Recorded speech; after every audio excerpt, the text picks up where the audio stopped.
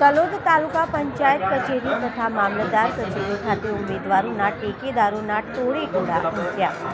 તાલુકા પંચાયત તથા જિલ્લા પંચાયત ચૂંટણીની બેઠકો માટે ઉમેદવારી કરવાના છેલ્લા દિવસે તલોદ તાલુકા પંચાયત કચેરી તથા મામલતદાર કચેરી ખાતે ઉમેદવારો તેમના ટેકેદારો સાથે ઉમેદવારી કરવા આવી પહોંચ્યા હતા। જિલ્લા પુરવઠા અધિકારી તેમજ ચૂંટણી અધિકારી મૌલિક ડોંગા હાજર રહ્યા હતા। તાલુકા પંચાયત કચેરી ખાતે તાલુકા વિકાસ અધિકારી આદિત્ય મોદીના નેજા હેઠળ યોજાતા આજે ઉમેદવારોએ ઉમેદવારી પત્રકો રજૂ કરી ઉમેદવારી નોંધાવી હતી। જ્યારે મામલતદાર કચેરી ખાતે મામલતદાર શિલ્પાબેન જોશીના નેજા હેઠળ ફોર્મ ભરવાની પ્રક્રિયા હાથ ધરી હતી। તલોદ તાલુકા શહેર તથા તલોદ તાલુકા સંગઠનના કાર્યકરો ટેકેદારો મોટી સંખ્યામાં ઉપસ્થિત રહ્યા હતા। વહેલી સવારથી જ ભારતીય જનતા પાર્ટી, કોંગ્રેસ તથા આમ આદમી પાર્ટીના કાર્યકરો ટેકેદારો મોટી સંખ્યામાં ઉમટી પડ્યા હતા।